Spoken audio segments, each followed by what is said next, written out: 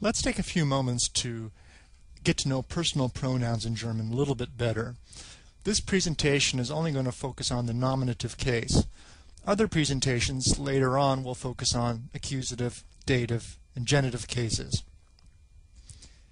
Now, we use personal pronouns all the time in English. When you talk about yourself, I, or you are talking to your friend, you, he, she, it, those are all personal pronouns.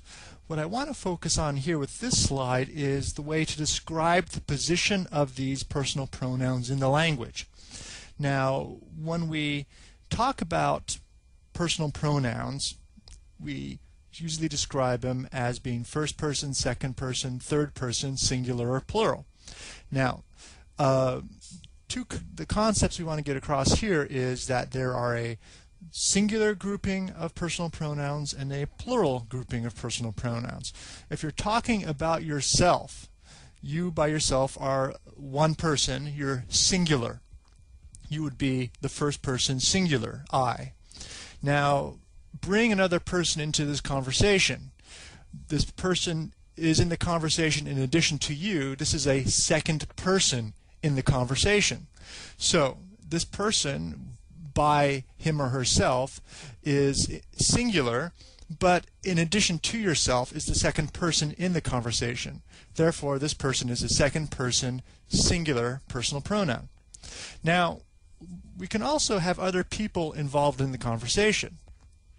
Let's look at third person singular, he, she, and it. Now, this refers to people that may be in the conversation but don't necessarily have to be present. You could be talking about a person who is in another class. So he is in a different class. She is in a different class. They don't have to be part of the conversation, but they are referred to tangentially in the conversation. So it's not me, it's not you, it's this other person, this third party, so to speak. So third person singular, he, she, it.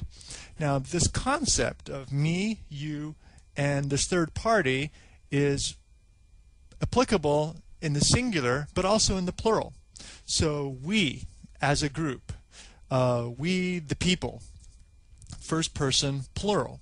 Now, if you're from the South, there's a second person plural concept, and that's y'all. So you're referring to a group of people in a conversation other than yourself directly. So y'all, come on by. Finally, you could be referring to a different party, a third party in the plural sense. So they, the class of 2010, decided not to come. So the concept is that we have a first person, second person, third person in singular and also in plural. Now, German has the same thing. The concepts are the same, the forms are of course different. First person singular, ich, second person singular, du, third person singular, sie, es, he, she, it. Now, we also have that in the plural. Wir, second person plural, ihr, third person plural, singular. Now, whereas in English, the y'all, second person plural, is something that's sort of a colloquialism. It's maybe used a lot by people in the South, but not by people from California. In German, that is an accepted form, ihr. It's used by everyone across the country. Now, there's another thing in German that's not in English that can be explained this way. This is the formal. Now, the formal address is a person that you would have respect for, but also a person that it's not one way. It's not just I show respect to a person, but what you're also doing, you're signaling that I want to have distance from you. I show you respect, you show me respect. We have a working relationship. We're not friends with each other, we are colleagues. So we have this in the singular. if you were working with a colleague at work, one person in addition to yourself in this conversation, this would be a second person singular formal. You, sir. Now the same thing is if we have the same thing in plural. If, for instance, we are presenting a paper at a business conference and there's a bunch of people in the audience that we want to show respect to, we would say, you sirs, and continue the conversation. So we have the concept of formal in the singular but also in the plural.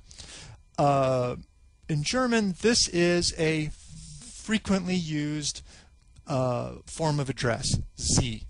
What's nice is that second person formal, singular and plural, is the same in the singular and formal, is in the singular and the plural. So, now I want to sort of step back a bit and refer to a prior presentation where we talked about German nouns.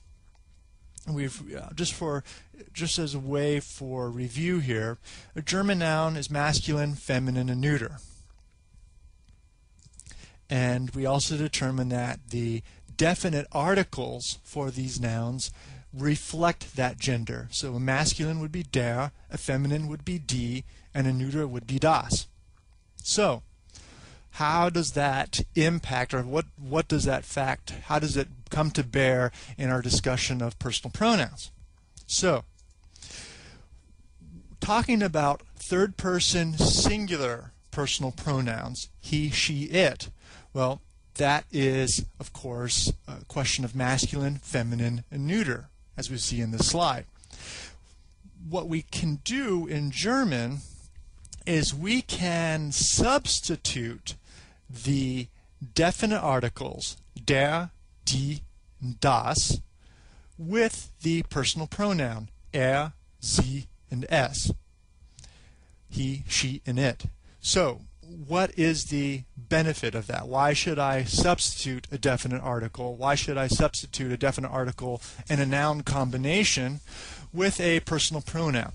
And that is essentially a question of convenience.